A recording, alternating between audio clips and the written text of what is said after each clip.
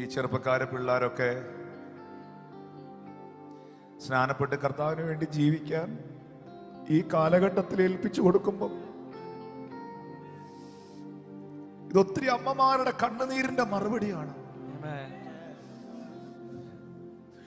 ഒത്തിരി അപ്പന്മാരുടെ പ്രാർത്ഥനയുടെ മറുപടിയാണ്.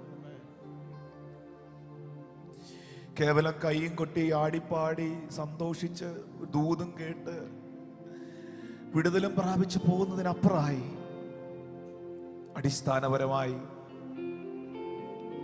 അപ്പായെ അപ്പായെ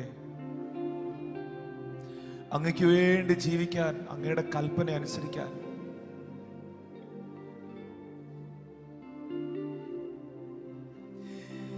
തീരുമാനം എടുത്തിരിക്കുന്ന കുഞ്ഞുങ്ങളെ ബ്ലസ് ചെയ്യണമേ. ഒരിക്കൽ ഇതുപോലൊരു മീറ്റിംഗിൽ ഞാനും കൈ ഉയർത്തിപ്പിടിച്ചതാണ്. ആൾക്കൂട്ടത്തിന്റെ ഇടയിലൂടെ നടന്ന് ഞാൻ മുമ്പിൽ ചെന്ന് നിന്നു. എല്ലാം ഞാൻ മറന്നു. നാളകളെ ഞാൻ മറന്നു. കുടുംബവും പാരമ്പര്യവും എല്ലാം ഞാൻ മറന്നു. പക്ഷെ എനിക്ക് ഉറപ്പുണ്ട്, എന്നെ മാനിച്ച ദൈവം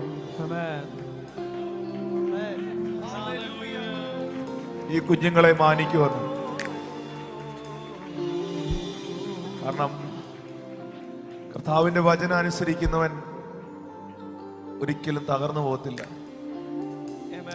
ദൈവത്തിന്റെ വഴിയിൽ സഞ്ചരിക്കുന്നവൻ മണ്ടനല്ല, പൊട്ടനല്ല. അവൻ മണ്ടനും പൊട്ടനുമാണെന്നാ ജാതി പറയുന്ന, അല്ലെങ്കിൽ ജഡീകൻ പറയുന്ന. അല്ലല്ലല്ല, അവനെ പോലെ ബുദ്ധിമാൻ ഉലകത്തിലില്ല. യഹോവയെ അന്വേഷിക്കുന്ന ബുദ്ധിമാനുണ്ടോ എന്ന് കാണുവാൻ അവൻ സ്വർഗത്തിൽ നിന്ന് നോക്കുന്നു. യഹോവ ഭക്തി ജ്ഞാനത്തിന്റെ ആരംഭമാകും.